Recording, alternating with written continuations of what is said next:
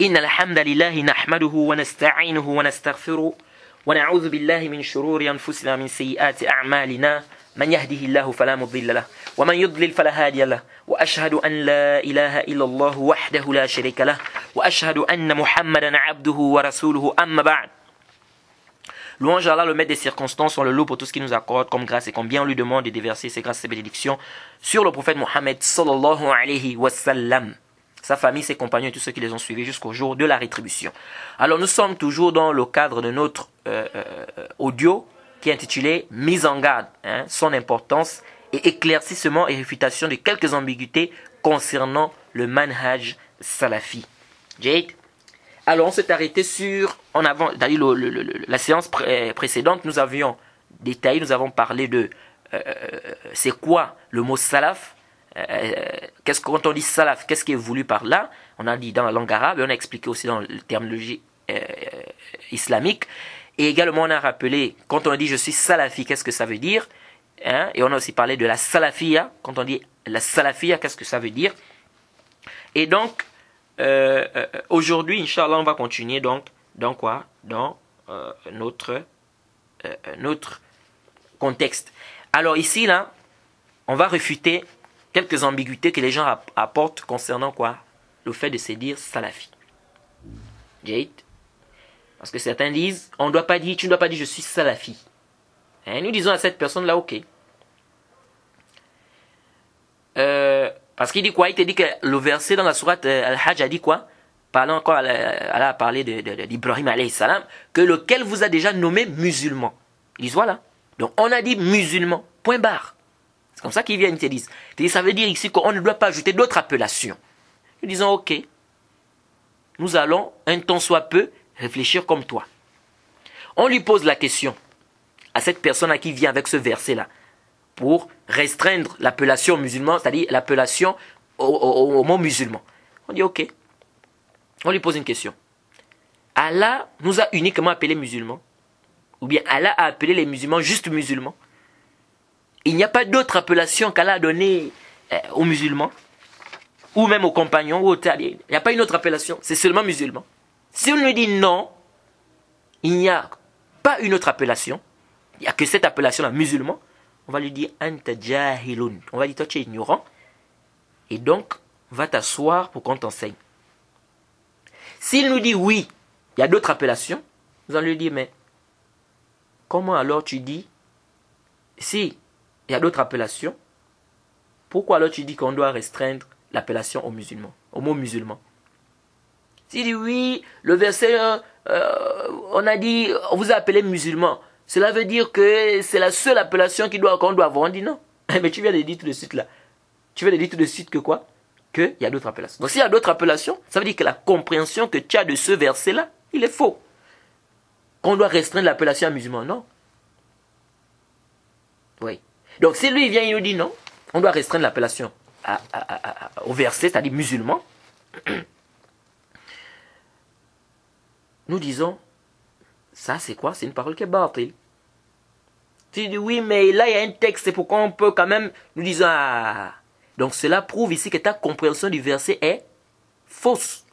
Ici il dit, on doit restreindre l'appellation musulman, mais on peut prendre d'autres appellations parce qu'il y a quand même un dalil, il y a quand même un texte. Nous disons, akhta. C'est-à-dire, tu as fait une erreur ici. Pourquoi? Parce que le fait déjà que tu reconnaisses qu'il y a d'autres appellations, ça montre que la manière dont tu as compris le verset, en vouloir restreindre le mot musulman, bien l'appellation à l'appellation musulman, c'est une mauvaise compréhension. Puisque tu reconnais déjà qu'il y a d'autres appellations. Donc ça veut dire que ta compréhension du verset n'est pas bonne. Tu as fait une erreur en t'argumentant de ce verset pour restreindre l'appellation à musulman. Ou pour interdire l'appellation salafi. Les frères, plusieurs textes montrent que ce verset-là, on ne doit pas le comprendre comme vous l'avez compris. C'est-à-dire qu'on doit appeler les gens seulement musulmans. Non. Qu'il n'y a pas d'autre appellation. Non. Plusieurs textes parmi lesquels Allah lui-même, par exemple, dans le Coran, il a appelé les compagnons du prophète Muhajiroun. Il a appelé les compagnons Ansar. Muhajiroun et Ansar. Allah ne sait pas que c'est des musulmans. Mais pourquoi il appelle Muhajiroun et Ansar? Allah subhanahu wa ta'ala, c'est lui qui les a appelés muhajirun et ansar. Mais il ne sait pas que c'est des musulmans. Il sait. Le verset a dit on vous a nommé musulmans. Pourquoi on les appelle aussi muhajirun et ansar? Pourquoi? Ce sont des musulmans. On doit se limiter à l'appellation musulman. C'est pourquoi, pour faire une distinction. C'est clair. Allah savait très bien que c'était les musulmans. Mais pourquoi les appeler comme ça, muhajirun et ansar? Pourquoi il ne s'est pas limité à les appeler musulmans? C'est très simple. C'est pour faire la différence entre ceux qui ont émigré et ceux qui n'ont pas émigré et les auxiliaires. C'est clair, les frères. Le prophète nous a parlé d'un groupe de sa communauté, Ta'ifatul Mansoura. Le groupe secouru. Pourquoi le prophète parle du groupe secouru? Pourquoi il les appelle le groupe secouru? Il ne connaît pas l'appellation musulman. Le prophète ne sait pas qu'il y a l'appellation musulman. On nous a appelés déjà musulmans. Pourquoi il parle de Ta'ifatul Mansoura? Pourquoi? C'est pour qu'il y ait une distinction. Les frères, la chose elle est claire. Dans le musulman, le prophète nous a parlé des Ghuraba, les étrangers. Est-ce que vous voyez? Faites annonce au bon Dieu que l'islam a commencé étrange, etc. Vous connaissez tout le hadith dans le musulman, le hadith d'Abu Huraira. Et vous allez faites annonce aux étrangers, Ghuraba. Il les a appelés Ghuraba. Pourquoi il les a appelés Ghuraba? Le prophète ne sait pas que c'est des musulmans. Pourquoi le prophète ne s'est pas limité à les appeler musulmans? Non, pourquoi il a appelé Ghuraba? Pour faire une distinction. Pour faire quoi? Une distinction. Donc ça prouve clairement que la compréhension que vous avez du verset. Parce qu'on dit non, oui, mais il y a des dalils. Oui, il y a des dalils, mais donc la compréhension du verset que vous avez est fausse. C'est-à-dire, pensez qu'on doit limiter juste l'appellation musulman en prenant ça comme dalil, c'est-à-dire en s'argumentant du verset. Il faut bien comprendre ici. C'est-à-dire en s'argumenter de ce verset-là pour dire qu'on ne doit garder que l'appellation musulman, nous disons que ça c'est une parole qui est fausse, nulle et non avenue. Parce que vous reconnaissez qu'il y a d'autres appellations. Et c'est plus que clair, ça, c'est-à-dire on ne doit même pas faire un long débat sur cette question-là. Le prophète pouvait se limiter à dire musulman. Pourquoi il ne s'est pas limité à dire non musulman? Pourquoi il a appelé des Ghuraba? Pourquoi Ta'ifat Mansoura? Pourquoi Allah appelle Muhajirun Ansar? Tout ça. Pourquoi? C'est des musulmans, non? Pourquoi il ne s'est pas limité à cette appellation-là? Et les textes comme ça sont nombreux. Donc venez prendre ce verset de la sourate Hajj pour dire aux gens qu'on ne doit pas dire salafi, ou bien on ne doit pas s'appeler, on ne doit pas prendre une autre appellation que musulman. Et nous disons, ah, là, chacun est au batil. Il n'y a pas de doute que ça, c'est faux, ça. Et c'est nul. Alors, lorsqu'on dit aujourd'hui salafiyya, ou bien la salafiyya, ou bien je suis salafi, ça c'est par rapport à quoi? Par rapport au salaf. Il faut revenir à la langue arabe. Quand tu dis salaf, ça c'est nisba. Salafi, c'est par rapport au salaf. Salafiyya, c'est par rapport au salaf. C'est quand tu dis islamiyya, ummatul islamiyya, c'est par rapport à quoi? Par rapport à l'islam. Donc ça c'est le jahl des gens, on ne comprend pas pourquoi les gens sont ignorants jusqu'à ce point. Ou c'est le hawa, la passion. Donc quand on parle, quand on dit salafi, sachez ça déjà. Quand on dit salafi, c'est par rapport au salaf. Quand on dit salafia, c'est par rapport au salaf. Et si tu as bien compris c'est qui les salaf, tu ne peux pas venir dire à quelqu'un de ne pas dire qu'il est salafi. Ou de dire la salafia. Non. Et on a déjà expliqué c'est quoi la salafia. Ce n'est pas quoi? Ce n'est pas une secte comme les gens pensent, ou bien c'est pas, c'est-à-dire un groupe de personnes. Non. Donc il n'y a rien ici qui vient ici empiéter ou contredire l'islam. Contraire, même c'est en conformité avec les textes. Donc le sujet il est long, il y a beaucoup de choses à dire concernant la question de salafi, etc. Comme je vous ai dit, que c'est des questions qui sont claires, mais c'est les gens qui veulent seulement philosopher, on ne sait pas pourquoi ils veulent faire des falsafat, on ne sait pas pourquoi. Or le sujet est plus que clair. Alors, si on a compris ça, donc c'est d'abord de détailler ça pour que les gens comprennent, parce que j'ai remarqué que les gens aujourd'hui comprennent mal c'est quoi le mot salaf, c'est quoi les... Et ils parlent, ils forment le torn sur les salafs. Ça c'est le djihad. Comment tu peux faire le torn sur les salafs? Tu fais le torn sur les compagnons, les tabi'in, ceux qui sont... Subhanallah. Ça c'est dangereux ça. Pourquoi? Parce que quoi, les gens n'ont pas compris. C'est quoi le mot salaf? Qu'est-ce que ça veut dire? C'est quoi la salafia? Les gens ne comprennent rien. Pour les gens, c'est quelque chose de sectaire, c'est quelque chose de l'extrémisme et tout. Non. C'est pourquoi on dit souvent, on a un proverbe chez nous qui dit, avant de condamner le crocodile, il faut d'abord aller à la rivière. Il faut d'abord aller à la rivière. Parce que si tu condamnes le crocodile avant d'aller, maintenant tu arrives à la rivière, tu n'arrives pas maintenant à attraper le crocodile, tu vas faire comment? C'est ça le problème. Donc avant de venir dire comme ça, de parler mal, apprends d'abord. C'est pourquoi l'imam Bukhari l'a mis dans son sahih. Bab al-ilm qabla al-qawli wal-amal. La connaissance avant la pratique, la parole. Avant de parler, apprends. Sinon c'est un danger, tu vas raconter n'importe quoi et peut-être tu vas regretter ça, mais tu auras des problèmes. La religion d'Allah subhanahu wa ta'ala est basée sur quoi? Sur le ilm. C'est pas le jahl. Alors nous revenons sur le point essentiel de notre audio, qui est la mise en garde. Jade, la mise en garde. Pourquoi les mises en garde? Tout d'abord, il faut savoir que la mise en garde fait partie de la religion. La réfutation à celui qui contredit le Coran et la sunna authentique est une obligation. Et on va ramener même la parole du Cheikh al-Islam Ibn Taymiyyah dans le Majmou' lorsqu'il a parlé de ça, que c'est une obligation. Car à travers la religion, et à travers elle, la religion est préservée. C'est-à-dire à travers les mises en garde. Et la sunna aussi est préservée. C'est-à-dire à travers les réfutations, à travers les mises en garde, la religion est préservée. Et nous allons apporter des preuves claires du Coran et de la sunna authentique qui prouvent qu'on doit faire des mises en garde. Et que s'il n'y a pas de mise en garde, le faux va se mélanger au vrai. Les ignorants seront trompés. Eh bien, ils se feront tromper. Le problème aujourd'hui, c'est quoi? Le problème aujourd'hui, c'est que les gens voient la mise en garde comme étant un moyen d'humiliation. C'est de la jalousie, c'est satanique, hein, ça divise les musulmans. Nous disons à ceux qui pensent cela qu'ils n'ont pas compris le but de la mise en garde et qu'ils n'ont pas compris son importance. Et ils n'ont pas mesuré les dégâts que cela peut engendrer si on se tait devant le faux et qu'on refuse de mettre en garde. C'est-à-dire même Aqlan, vraiment ici, Arju an tantabihu. Je demande votre attention ici, parce que je vais expliquer ici, là, c'est très important. C'est-à-dire même avec la raison, Aqlan, déjà même sans même d'abord regarder les textes, c'est-à-dire sans même d'abord vous dire non, le Coran, la Sunna comme ça, même déjà avec ta propre raison, refuser de faire des mises en garde ou se taire devant le faux, mais c'est comme une sorte de méchanceté envers les frères musulmans, c'est-à-dire envers ses frères musulmans. C'est comme une sorte de trahison envers les musulmans. Ça, c'est pas vouloir du bien de son frère. Oui, refuser de faire le bayan, c'est-à-dire expliquer aux gens, de refuter le faux. Refuser de faire des mises en garde. Mais ça, c'est être méchant. Ce n'est pas vouloir du bien des musulmans. Quand je vois des gens aujourd'hui qui viennent, qui disent « Non, on doit être ensemble, arrêtez avec vos mises en garde et tout », je dis « Mais vous ne voulez pas du bien des gens, vous. Mais vous êtes dangereux. » Je vais vous donner un exemple. Pour que vous essayiez un peu d'imaginer la gravité de dire qu'on ne doit pas faire des mises en garde. Que ça divise, c'est de la médisance, etc. Imagine-toi, tu as un ami qui a un magasin, n'est-ce pas? Et il a un magasin qu'il veut confier à quelqu'un de confiance. Mais toi, tu n'as pas le temps, tu es occupé, etc. Donc tu ne peux pas. Donc lui, il cherche quelqu'un de confiance pour confier le magasin. Que cette personne gère le magasin. Vous vous connaissez depuis des années. Vous avez même grandi ensemble. Alors un jour, il y a quelqu'un qui vient te voir. Il te dit, tu vois ton ami là, en fait moi, je le déteste quoi.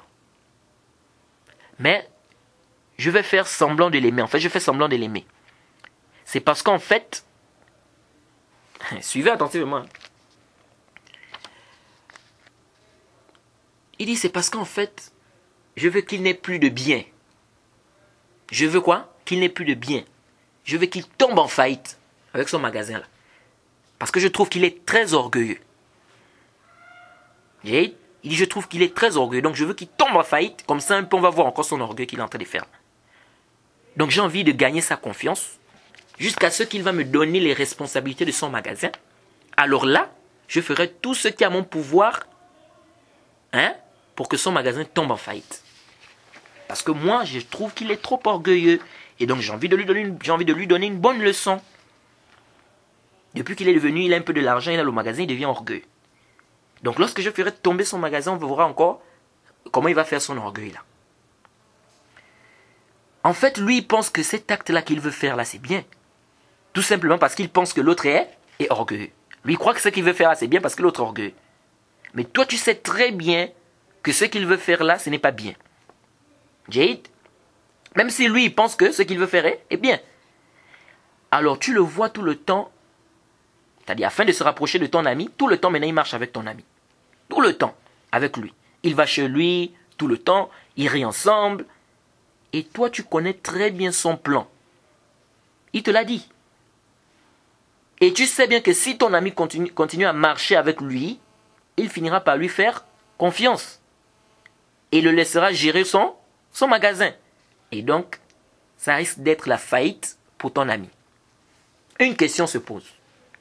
Tu le dis à ton ami, oui ou non? Imaginons que tu te taises. Hein? Tu ne dis rien jusqu'à ce que ton ami, son magasin tombe en faillite. Puis quelque temps après, ton ami est au courant de tout.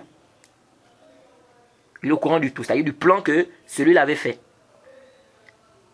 Mais malheureusement, le magasin est déjà tombé en faillite. Et ton ami apprend que tu étais au courant de tout depuis le début. Mais tu ne lui as rien dit. Tu étais au courant de tout depuis le début, mais tu ne lui as rien dit. Imagine-toi quelle sera sa réaction. Et la réaction de ton ami. Sachant que vous êtes des amis depuis des années. Vous avez même grandi ensemble. Mais il dira que tu l'as trahi. Il dira même que tu es méchant. Comment peux-tu voir son écroulement comme ça depuis le début sans rien lui dire? Tu savais très bien le plan de cela, mais tu as laissé, tu n'as rien dit. Mais il dira que ça c'est être cruel, c'est être méchant. Eh bien, c'est comme ça celui qui dit qu'on doit se taire devant les innovations ou les innovateurs.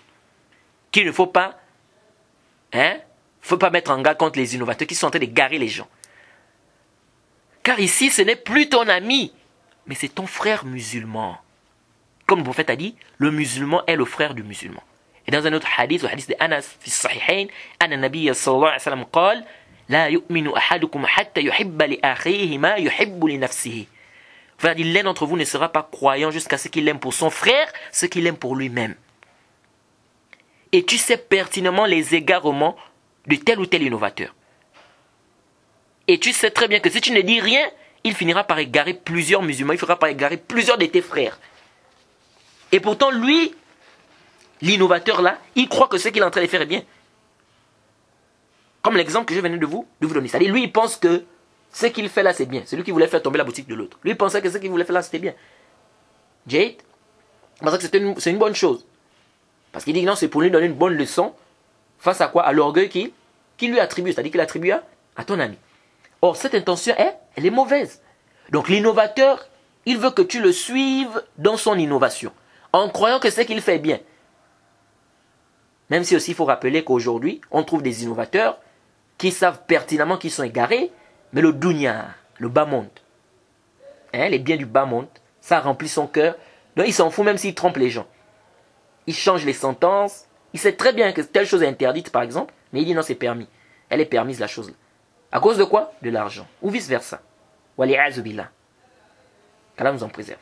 Donc ici, toi tu vois comment quelqu'un est en train d'égarer tes frères et sœurs musulmans. Tu sais très bien que ce qu'il leur raconte là, c'est archi faux.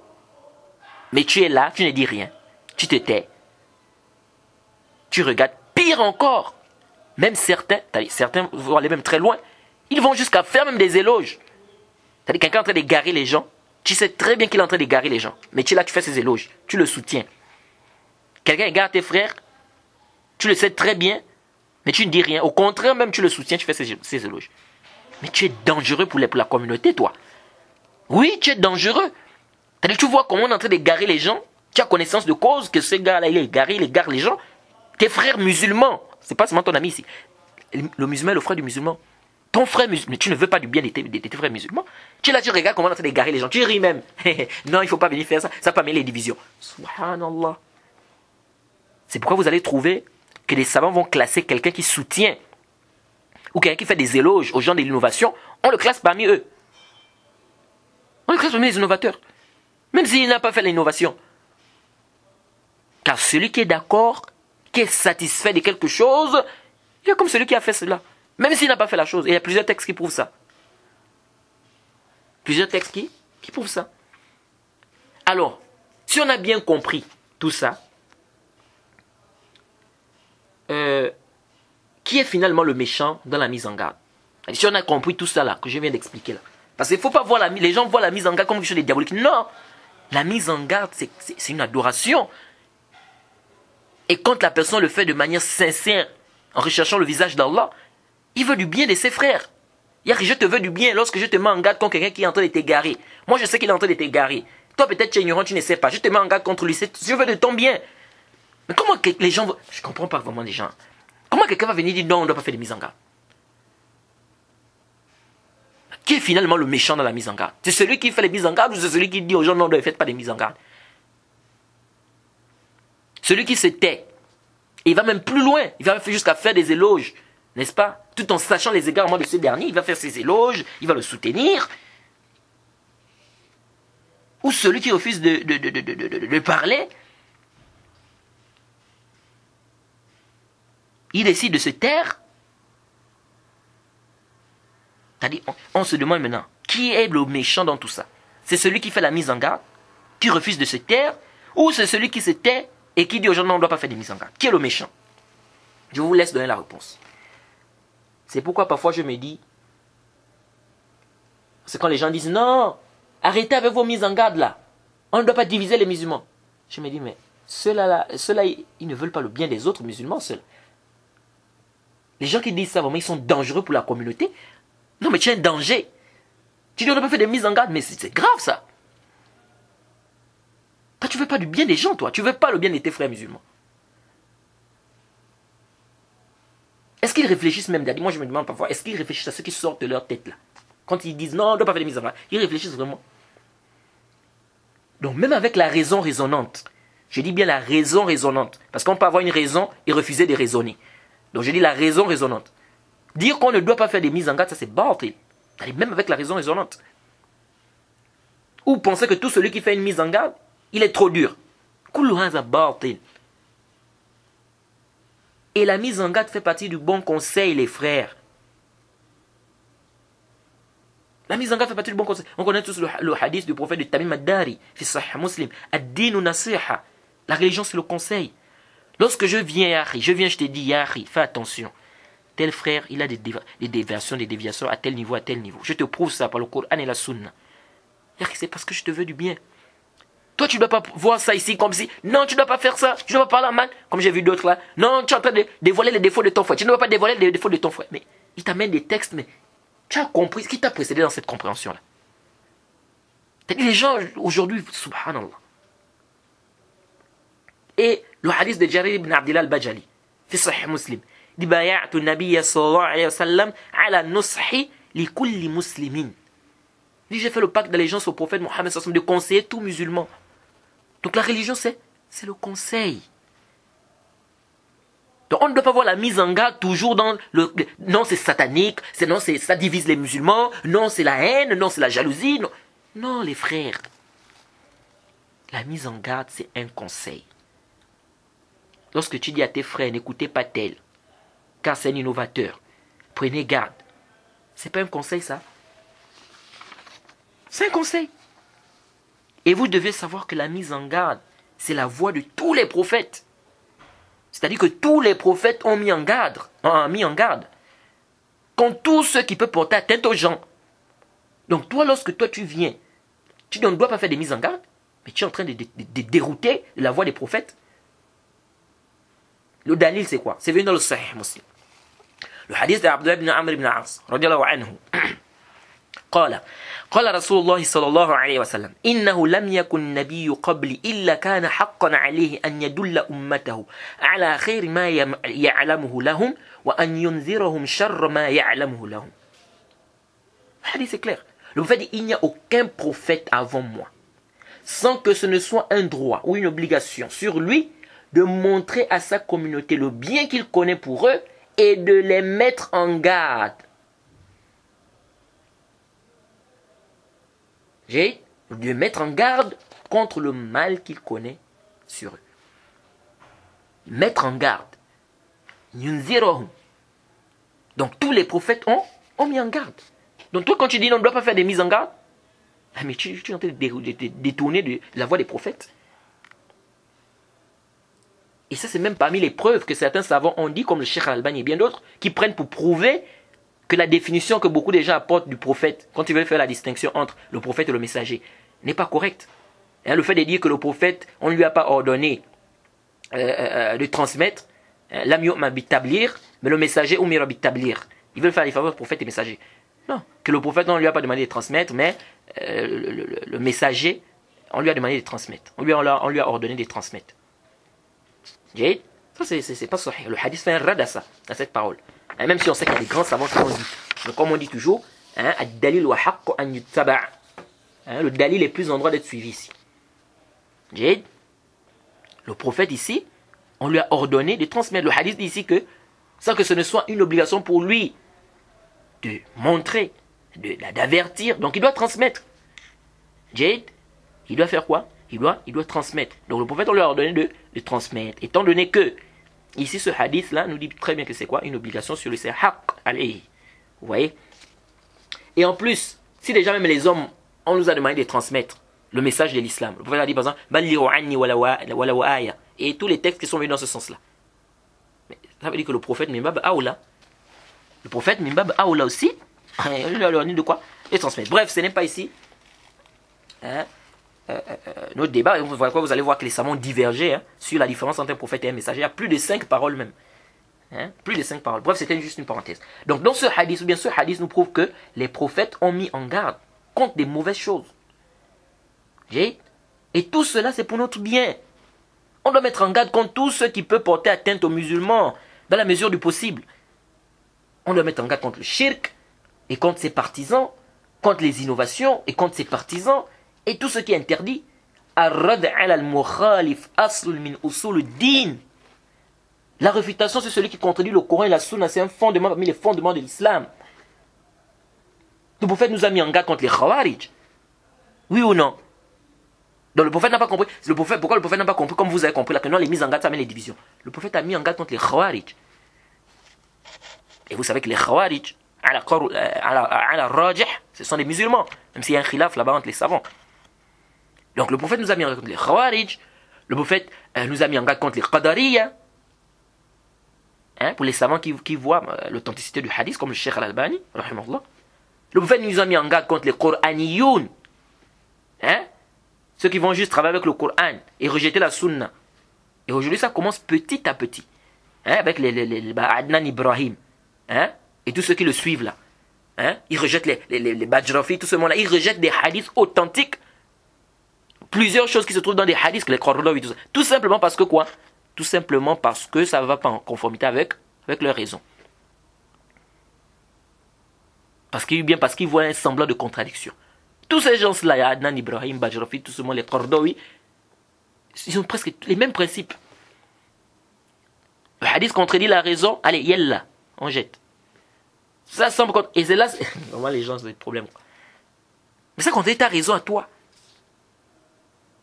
Ou ils voient même un hadith qui semble contredire le Coran, qui semble, je dis bien, selon lui, parce qu'il n'y a pas de contradiction dans le wahi. Il rejette le hadith. Hein, comme Adnan Ibrahim. Hein? Oh non, la lapidation ne se trouve pas dans le Coran. Hein? Et Isa, alayhi salam, il ne reviendra pas. Parce que ce n'est pas mentionné dans le Coran. Pour lui, selon lui, ce n'est pas mentionné dans le Coran. Hein? Tout ce monde-là, ce sont des gens de l'égarement. Ne mettez pas vos oreilles dans ce qu'ils disent. Ils vont vous mettre des shubhat, des ambiguïtés.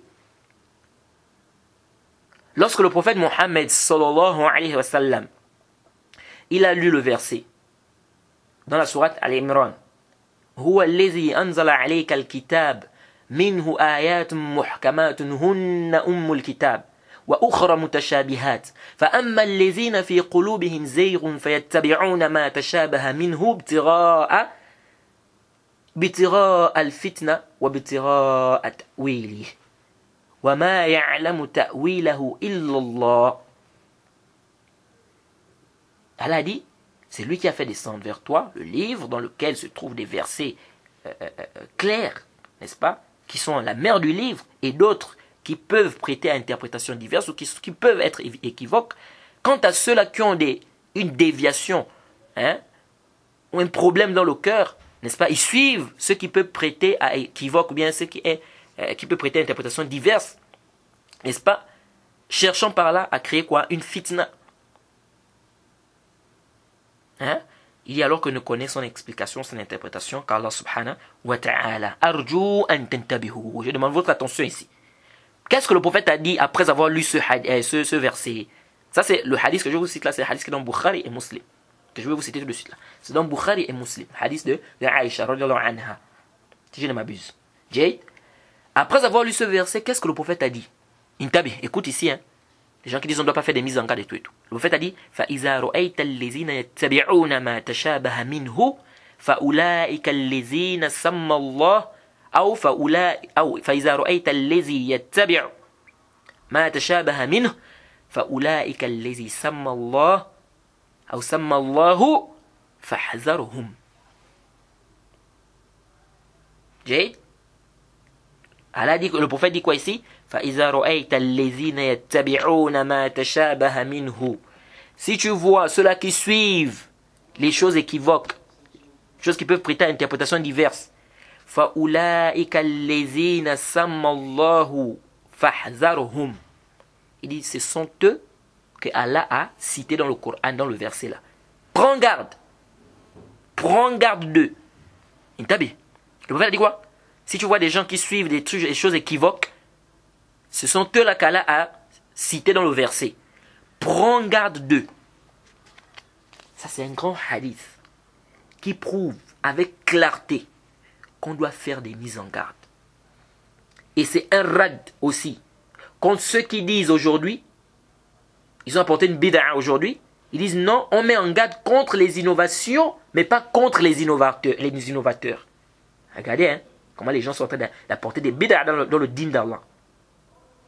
Donc tu dis juste que ça c'est une bid'a, mais tu ne dis pas que ça c'est un innovateur. Donc tu dis ça c'est juste une innovation. Tu te limites là, ça c'est une innovation. C'est-à-dire tu te limites à dire quoi? À dire que ça c'est bid'a, ça c'est innovation, mais tu ne mets pas en garde contre les innovateurs. Mais tu ne dis pas que ça c'est un innovateur. Tu mets juste en garde contre l'erreur, c'est tout. Disons, ça c'est une parole qui est nulle, fausse et non avenue. Et le hadith nous montre clairement la fausseté de cette parole-là. Le hadith là nous montre la fausseté de cette parole. Et on va détailler tout à l'heure. Tout d'abord, dans ce hadith, on voit que le prophète Mohammed sallallahu alayhi wa sallam nous a mis en garde contre des gens qui suivent des choses équivoques. Hein? Les gens qui suivent les choses équivoques, c'est-à-dire les gens de l'innovation, des passions, etc. Donc cela nous montre que mettre en garde déjà ici contre ces gens-là, c'est également demandé. Il nous est demandé également de le faire. Pourquoi? Parce qu'Allah dit dans le Coran, laqad kana lakum fi rasulillahi uswatun hasana, dans Sourate 33 verset 21. En effet, vous avez dans le messager d'Allah un excellent modèle à suivre. Le prophète est notre modèle. Alors si le prophète a mis en garde contre ces gens-là, nous on doit se taire. On ne doit pas se taire, on doit se mettre en garde contre ces gens-là. Et comme vous le savez, ce que le prophète a fait, c'est permis pour nous, on doit aussi le faire, on doit le suivre dans ça, jusqu'à la preuve du contraire. Donc ici, là, ceux qui disent les mises en garde divisent les gens, divisent les musulmans. On pose la question à cette personne-là. Toi, tu penses que tu veux le bien de cette communauté-là plus que le prophète Mohammed sallallahu alayhi wa sallam?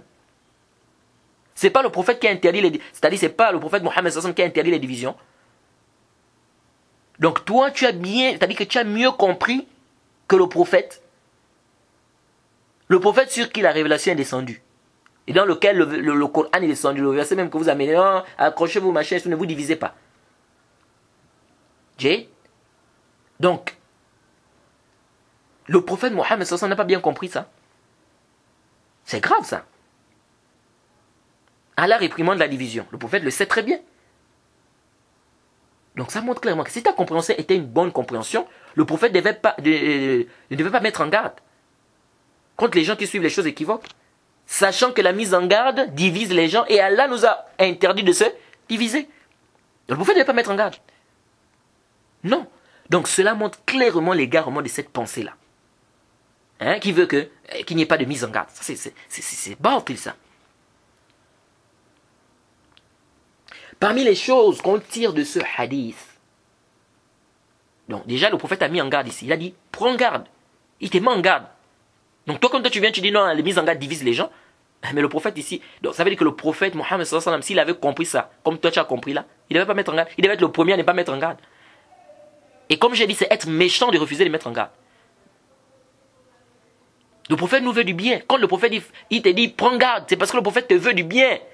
Celui qui fait une mise en garde, il te veut du bien, Harry. Alors, parmi les choses qu'on tire de ce hadith, bien évidemment, on va aussi voir ça parce que celui qui met en mise en garde aussi, il doit être sincère dans sa mise en garde. Il doit être quoi? Sincère. Ce n'est pas de vouloir humilier ou bien de vouloir, je ne sais pas, montrer que c'est qui ou bien je ne sais pas quoi. On va parler aussi de ça. Bref, parmi les choses qu'on tire de ce hadith, le fait qu'on doit mettre en garde contre les innovateurs. Pas seulement les innovations.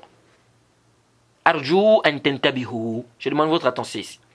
Car le prophète a dit dans ce hadith, si tu vois ceux qui suivent les choses équivoques, prends garde d'eux.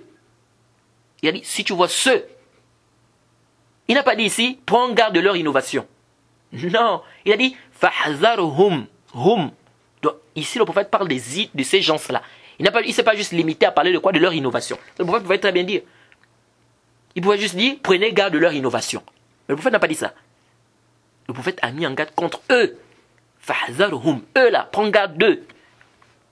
Donc venez dire aux gens qu'on refute les innovations, mais on ne refute pas les innovateurs. Haza qawlun batil. Min abtal batil ça. On refute également les innovateurs. On doit refuter les innovateurs. Et on cite même leur nom, si le besoin s'est fait sentir. Parce qu'aujourd'hui aussi, on a d'autres ambiguïtés que les gens amènent.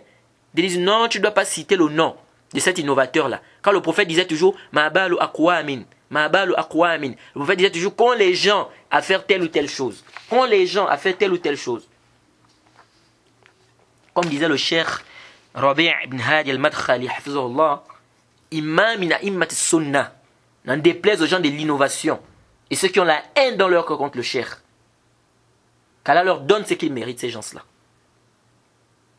Le cheikh, c'est un imam parmi les imams des gens de la sunna. Le cheikh disait, oui, il disait oui, on peut ne pas citer le nom de l'innovateur.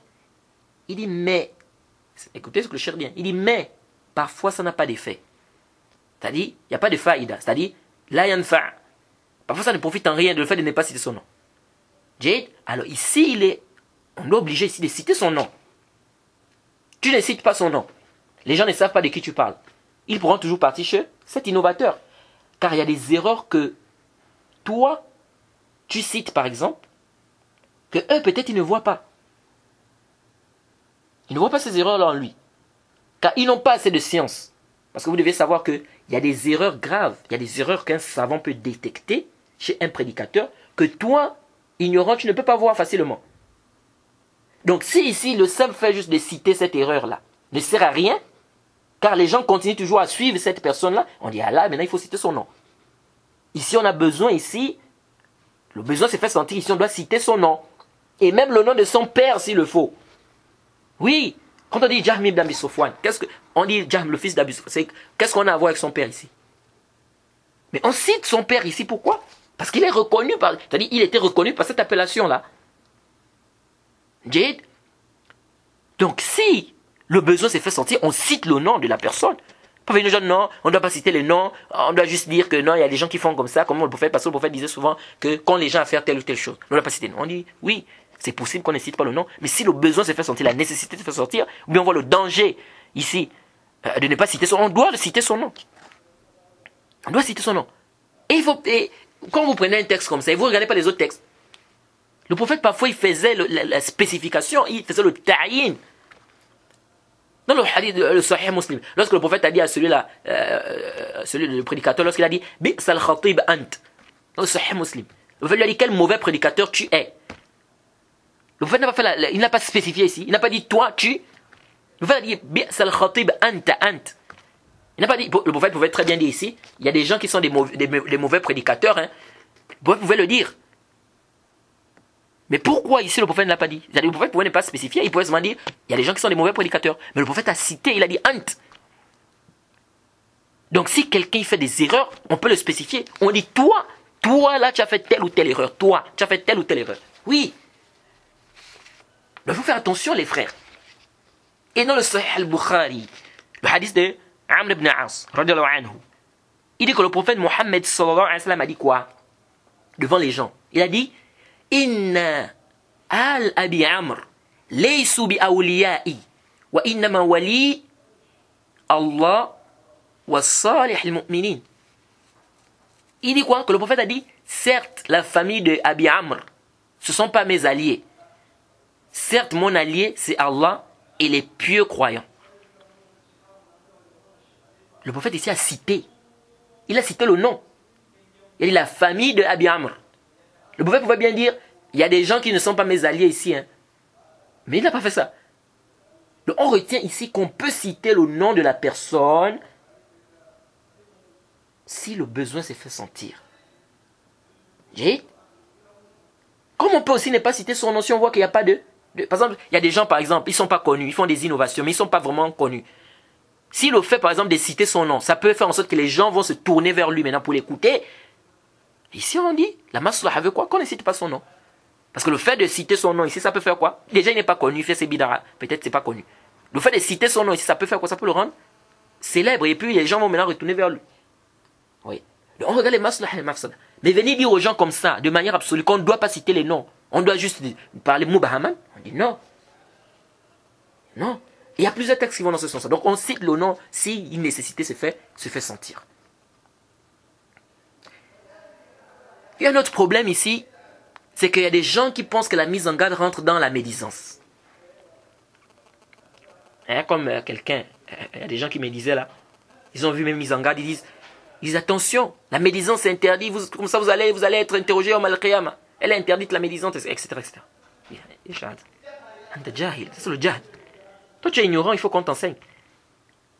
Oui, à la base, on dit, il n'est pas permis de faire la médisance, c'est haram. Mais l'islam a accepté même plusieurs cas. Il a accepté plusieurs cas qui ne rentrent pas dans la médisance, et qu'on a interdite. C'est pourquoi même les savants vont faire, ils vont même te faire des vers. Ils te disent, Al-qadhu laysa bi ribatin fi sittatin, mutazallimin wa mu'arrifin, wa muhadhirin. ومجاهر فسقا ومستفت ومن طلب إعانة في إزالة المنكر. C'est clair. القدح ليس بغيبة في الستة متظلم ومعرف ومحذر ومجاهر فسقا ومستفت ومن طلب إعانة في إزالة منكر. Les savants disent quoi? Ils disent que le qadh, c'est-à-dire la critique, hein, ou mal parler de quelqu'un et tout ça, ce n'est pas du riba dans 6 cas. Mutadhallimin, celui qui a été victime d'une injustice. Il a le droit d'aller se plaindre. Il va, il explique, il dit, il y a telle personne qui m'a fait ceci, qui m'a fait cela, comme ça, comme ça, comme ça. Ici, c'est pas dans le riba. Wa mu'arrifin. Hein, celui qu'on veut connaître. Par exemple, quelqu'un veut par exemple se marier. Ou quelqu'un vient par exemple, il veut demander ma fille en mariage, un exemple. Mais j'ai le droit de me renseigner chez des gens que celui-là, il veut épouser ma fille. Vous le connaissez, est-ce qu'il est bien, est-ce que dans sa religion et tout. Ça, c'est pas le riba, ça rentre pas dans le riba ici. Wa muhadhirin. Ah, c'est ce qui nous intéresse. Wa muhadhirin, celui qui met en garde. Celui qui met en garde, qui est notre point ici. Donc lui là, il ne rentre pas dans le riba. Celui qui met en garde. Il dit les frères, faites attention à tel frère, parce que c'est un égaré ou bien c'est un innovateur. Il dit comme ça, il dit comme ça, il dit comme ça. Tout ce qu'il dit est en contradiction avec le Coran et la Sunna. Tu entends parler derrière son dos. Mais ici là, c'est jaiz. C'est pas haram. Wa muhadhirin. Wa mujahiri fisqan. Celui qui montre ouvertement sa perversité aux gens. Wa mustaftin. Celui qui va demander quoi? Une fatwa, un avis juridique. Par exemple, il dit, par exemple, dans mon quartier, il y a telle personne qui s'appelle comme ça, il fait comme ça, il fait comme ça, il fait comme ça. Quelle est la sentence de celui-là? Comme beaucoup des étudiants font, par exemple, ils prennent le nom de quelqu'un, ils disent, bon, on va poser la question aux savants. On a quelqu'un dans notre pays, il s'appelle comme ça, il dit ça, il dit ça, il dit ça. Qu'est-ce qu'on doit dire de lui? Les savants nous donnent la sentence. Ça rentre pas dans quoi? Dans le riba. Celui qui va demander de l'aide pour enlever un mal. Mais il faut bien qu'il explique. Non, il y a des gens, par exemple, chez moi, qui fument du chanvre. Hein, ou bien il y a des gens, par exemple, chez moi, qui sont des braqueurs, ou bien qui violent les gens, etc., etc. Mais il faut bien qu'il explique. Ici, ça ne rentre pas dans quoi? Ça ne rentre pas dans le riba, c'est-à-dire dans la médisance. Donc, c'est clair ici que la mise en garde ne rentre pas dans la médisance. Et pour ceux qui veulent un peu plus de détails sur ce sujet-là, ou des preuves, ils peuvent aller, par exemple, dans le Riyad al-Salihin, jardin vertueux, l'imam Nawawi, il a mis un bab sur ça, et il a rapporté des hadiths là-bas qui montrent clairement que quoi? Que ça ne rentre pas dans la médisance. La mise en garde, ça ne rentre pas dans la médisance. Et vous pouvez par exemple prendre le charh de Cheikh Ibn Uthaymin, rahimahullah. Alors, mais ici je vais juste citer un seul hadith. Dans le Sahih al-Bukhari et Muslim, hadith d'Aïcha, radhiyallahu anha. Un homme a demandé la permission d'entrer chez le prophète, Mohammed sallallahu alayhi wa sallam. Lorsque le prophète l'a vu, il a dit, ça akhul ashira. Vous connaissez tous le hadith, quel mauvais frère, le prophète a dit. Et lorsqu'il est venu s'asseoir, le prophète a ri avec lui. Et Aïcha s'est étonnée.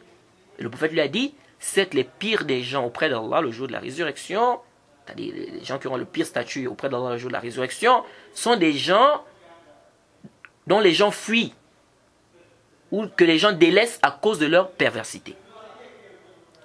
Ici, le prophète a parlé à cet homme-là. Pourquoi le prophète a dit pourquoi le prophète a dit ça?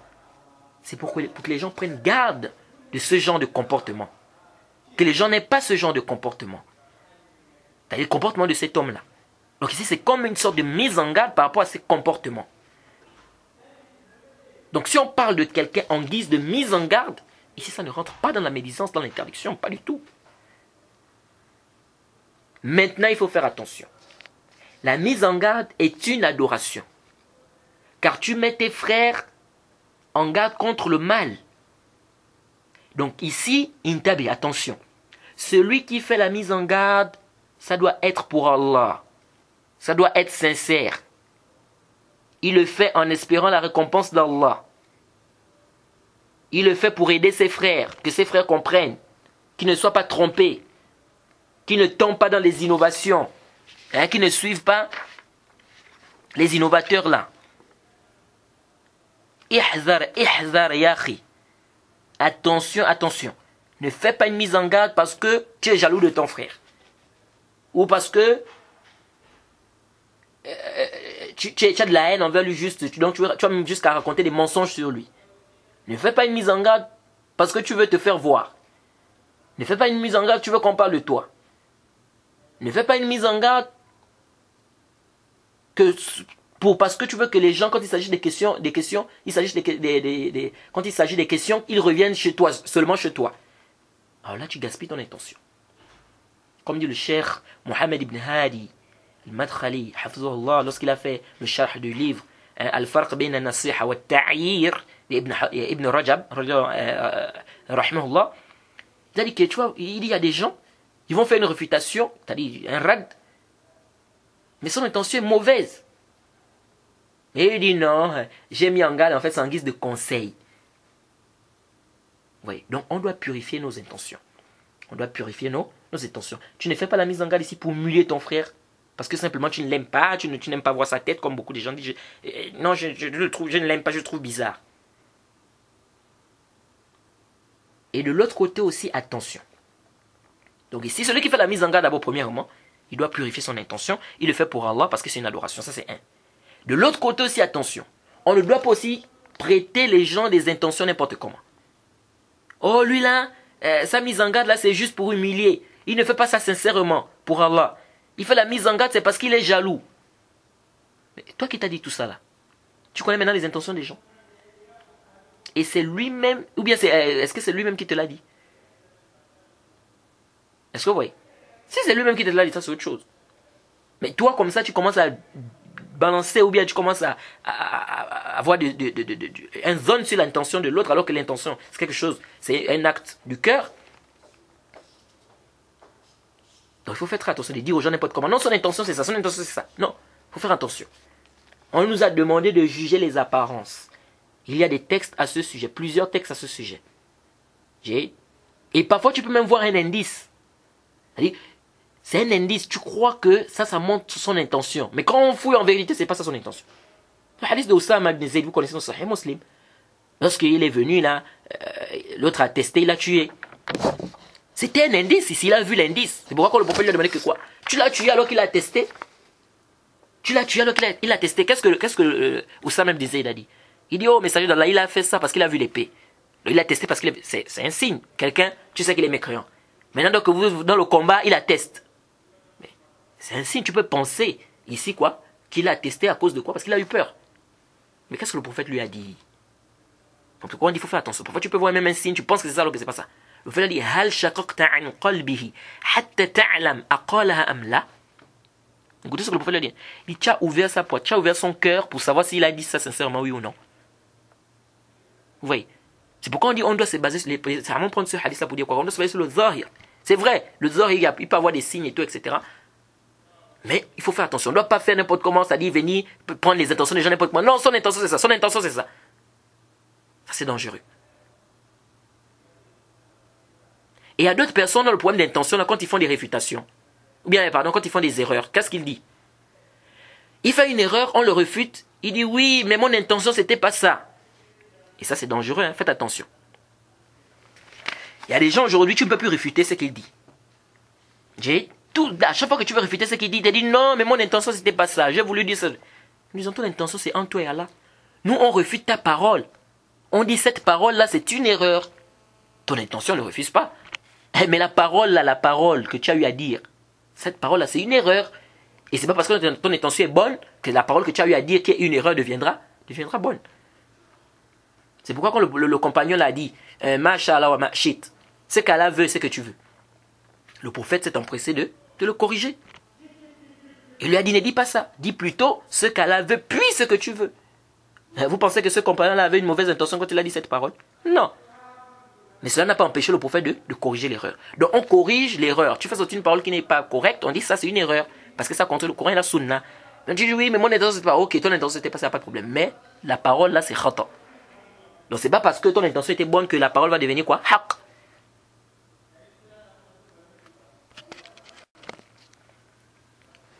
Donc voilà un peu ce qu'on peut retenir ici de manière globale par rapport à quoi? Par rapport à la mise en garde. Comme je vous ai dit, il y a beaucoup de choses à dire et il y a beaucoup d'ambiguïtés qu'on va refuter, Inch'Allah, tout au long de quoi? Tout au long de cette série de cours sur la mise en garde, son rôle, son importance et quelques réfutations, ou les réfutations et quelques ambiguïtés que les gens rapportent sur le manhaj salafi. Donc on va s'arrêter par ici pour aujourd'hui.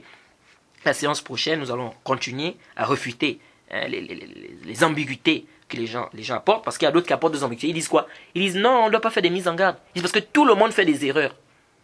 Ils disent tout le monde fait des erreurs.